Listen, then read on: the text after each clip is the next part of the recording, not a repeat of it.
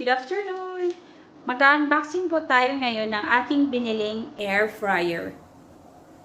So, andito po ako guys sa aming kusina para mag-unboxing po ng ating air fryer.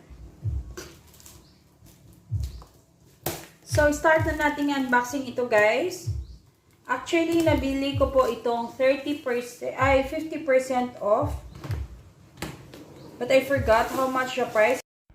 I think I bought it for 6,000 plus from 12,000 plus.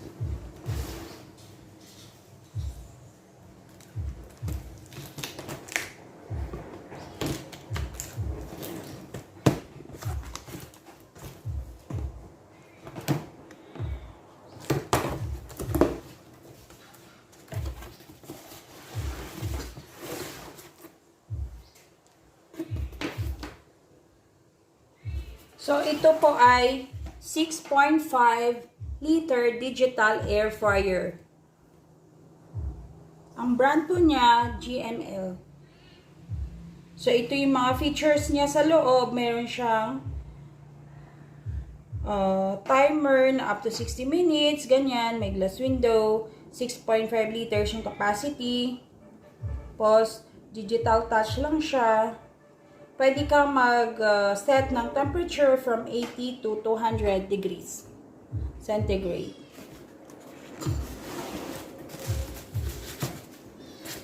At saka meron po siya guys na recipe book. So hopefully makaluto tayo ng mga andito sa kanyang recipe book. Ito po.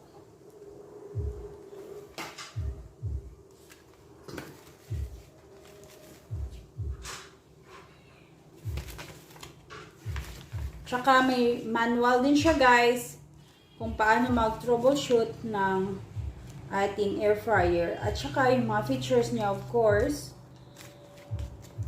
Yan po. Nakalagay din dito yung mga temperature na dapat mong iset kung kunwari ang lulutuin mo meat, chicken, shellfish, fish, pizza, fries, or kung kailangan mo lang mag-bake at saka yung sa vegetables. At yung mga tips kung paano maglinis and all that stuff. So, ito po yung kanyang instruction manual.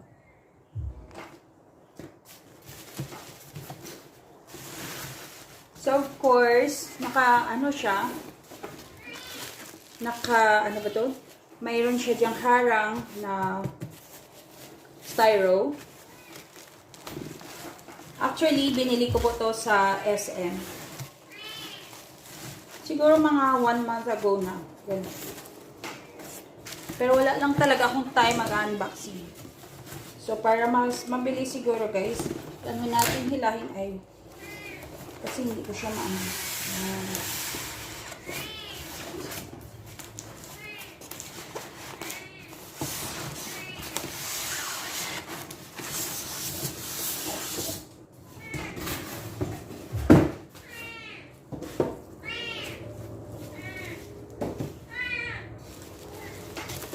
So, medyo malaki po siya, guys. Actually, medyo malaki na talaga yung binili ko. Ito. Para kahit air fry tayo ng mga chicken, pwede yung isang buong chicken.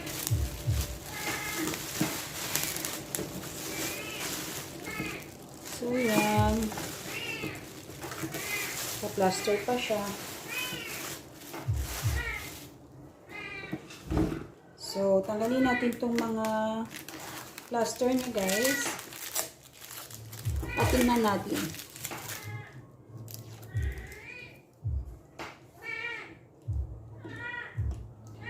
Yung sa background ko guys, yung mga pusa ko doon kasi sa labas ng bahay. Kaya medyo maingay sila. Kasi gusto nilang pumasok dito sa loob.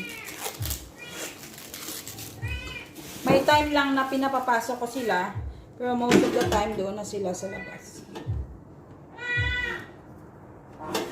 So, ito yung pinaka-loob kung where you will place yung ano ang gusto mong i-air fry. At saka meron din siyang ganito para dito mo siya itutungtong. Kunwari, mag-bake ka ng chicken. I mean, mag-air fry ka ng chicken.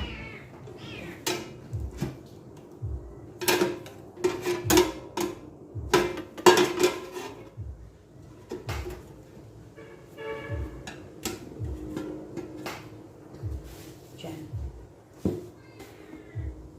Tapos ilagay mo na siya sa loob.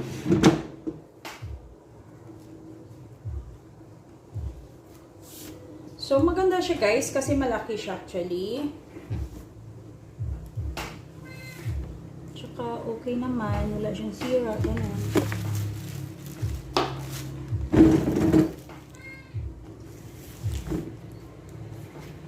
So, i-try natin na dalhin doon sa aking sink guys at i-plug natin para matingnan natin yung kanyang mga timer. At saka kung paano i-set yung kanyang mga features. So, start na natin guys. Tingnan natin kung paano mag-operate yung ating air fryer. So, from here, you can make it on. Yan. So, makikita natin dyan yung temperature at kung ilang minutes. So, yan, 15 minutes, 200 degrees centigrade. So, depende po sa ating lulutuin. Meron po tayo dyan pagpipilian from this side. Kung kunwari meat, so automatic na siya na mag-give sa'yo ng kung ilang minutes at kung ilang degrees ang ating isi-set. So, for example, kung meat, 16 minutes, 180 degrees. Pag i-change naman tayo ng chicken, 180 degrees for 25 minutes. Then yan, kung shellfish, 12 minutes, 180 degrees, and so on. Kung isda, 180 degrees, 18 minutes.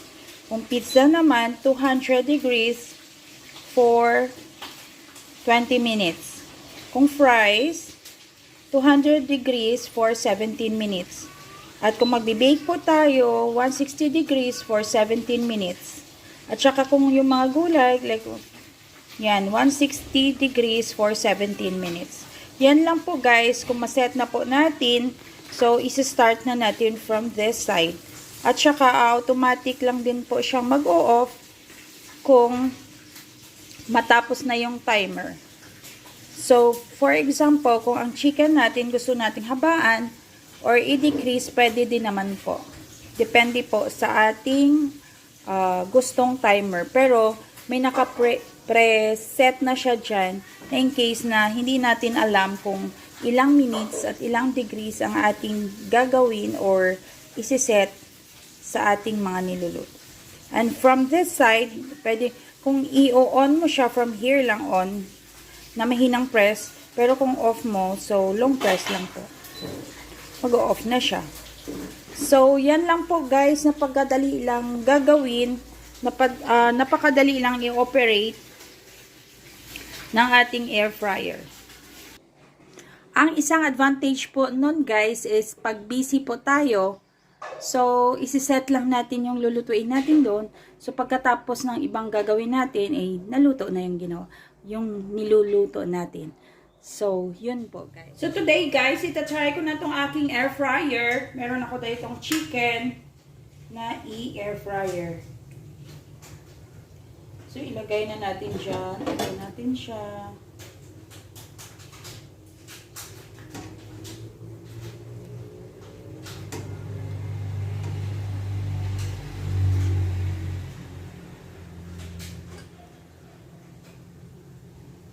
So, hopefully, okay. Kasi na-marinate ko na to actually, guys.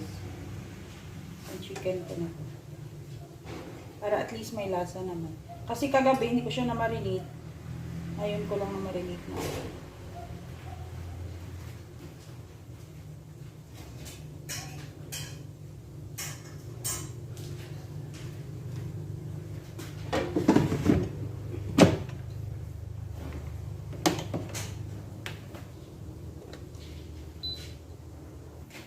So, yan na guys, on na natin. Ano lang, gentle touch. So, mag-minus tayo ng temperature natin to 100. Or the other one, temperature.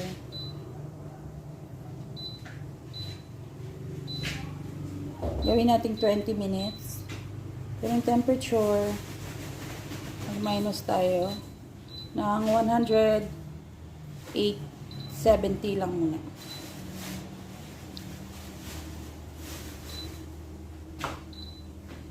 Okay. Then, mag-select na tayo ng ating menu. So, yan na. Meat. Yan. Chicken tayo. Light touch. Yan. Chicken na yan siya. I-on na natin. So, it will run for 25 minutes. Decrease natin. I think automatic siya, no? Hindi. Try natin. So, yan na. Naset ko na siya. It will be running for 20 minutes at 180 degrees centigrade at i-on na natin, guys. Yan. Na-on. Yan. Umilaw na siya dyan. Wait na lang tayo ng 20 minutes. Check na natin yung ating chicken later. So, yan na guys. 3 minutes na lang. At okay na. Namatay na actually yung sa loob.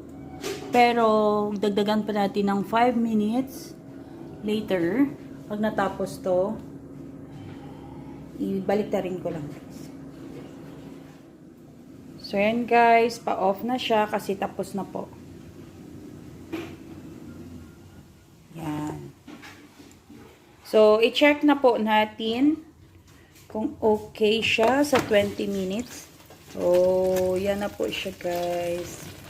Yum! So, dagdagan na lang natin ng mga 3 minutes, I think. Baliktarin ko po. So, yan. Baliktarin natin. Para maging crispy naman yung other side. Dito. I think crispy na siya. Anyway.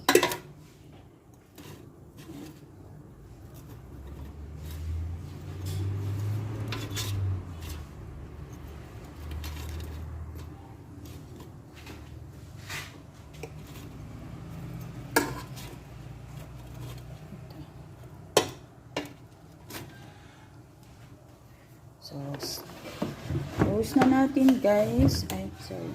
Yan, pag close natin, pwede natin siyang then touch lang on. So, mag-start tayo ulit here. Meat, chicken. Mag-decrease tayo ng temp. Okay na yung temp. Mag-decrease lang tayo ng number of minutes.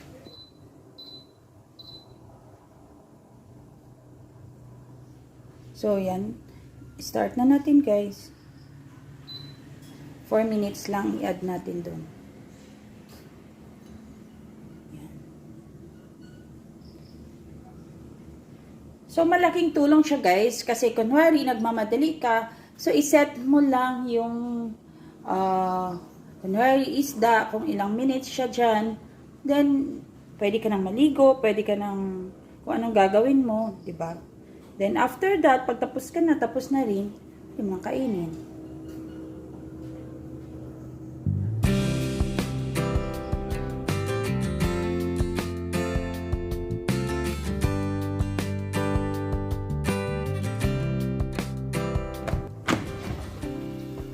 So, ito na yung ating finished product, guys.